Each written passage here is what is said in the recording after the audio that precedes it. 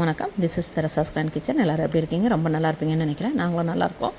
இப்போ நான் குழந்தைங்களுக்கு ஸ்கூலுக்கு எடுத்துகிட்டு போகிற மாதிரி லஞ்ச் பாக்ஸ் ரெசிபி. இந்த லஞ்ச் பாக்ஸ் ரெசிபி இந்த ரைஸோடு நீங்கள் ஒரு சிக்கன் கிரேவி, முட்டை கிரேவி, இந்த மாதிரி எது வேணாலும் இல்லை வெஜிடபிள் கிரேவி கூட நீங்கள் கொடுத்து அனுப்பலாம் சைட் டிஷ்ஷாக. இப்போ நான் ஒரு ஒரு ஒரு குழிக்கரண்டி, அதாவது கிராம் கணக்கில் சொன்னேன்னா ஒரு 50 கிராம் அளவுக்கு நான் நெய் ஊற்றிருக்கேன். இதுக்கு நீங்கள் நெய் மட்டும் ஊற்றுங்க. நெய் ஊற்றினா மட்டும்தான் இது நல்லாயிருக்கும். பட்டர்லாம் போடாதீங்க. நெய் ஊற்றுங்க.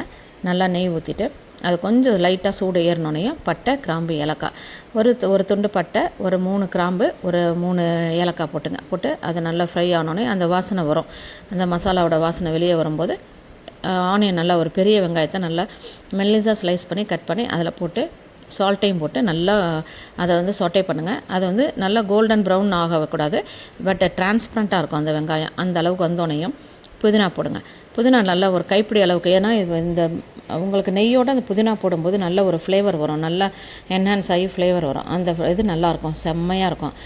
அது வந்தால் தான் உங்களுக்கு அந்த நெய் சாதத்தோட ஃப்ளேவர் வரும். அதை போட்டு நல்லா வதக்கிட்டு தண்ணி ஊற்றுங்க. ஒரு டம்ளர் ரைஸ்னால் 1.5லேருந்து 1.25 ரைஸை பொறுத்து. நான் ஜீரக சம்பா தான் போட்டிருக்கேன், அதனால் 1.5 டம்ளர் தான் ஊற்றிருக்கேன். ஊற்றி இப்போ ரைஸு தண்ணி கொதிச்சோடனே ரைஸை போட்டு மூடியை போட்டு மூடி வச்சுருங்க. நல்லா கரண்டியை போட்டு கிண்டி விட்ருங்க.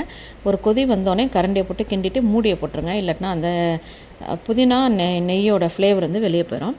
மூடியை போட்டு மூடிட்டு நல்லா ஒரு 7லேருந்து ஒரு 10 நிமிஷம், முதல்ல ஒரு 7 நிமிஷம் பாருங்கள். திறந்து பார்த்துட்டு எப்படி இருக்குன்னு பாருங்கள்.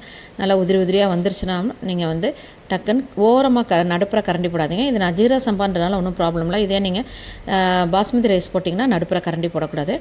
ஓரமாக போட்டு நல்லா கிண்டி பாருங்கள். எப்படி உதிரியாக வருது பாருங்கள். அப்படியே இந்த அளவுக்கு வரணும். இந்த அளவுக்கு வந்தோடனே என்ன பண்ணுங்கள், நல்லா ஒரு 1.5 ஸ்பூன் அளவுக்கு நெய்யை ஊற்றி, நெய் ஊற்றினோன்னே இன்னும் கொஞ்சம் ஃப்ளேவர் வரும்.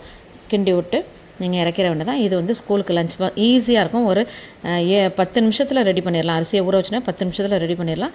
இதுக்கு ஒரு வெஜ் கிரேவி, முட்டை கிரேவி இதோட ஸ்கூலுக்கு கொடுத்து அனுப்பலாம். செஞ்சு கொடுத்து அனுப்பி பாருங்கள். பாய்.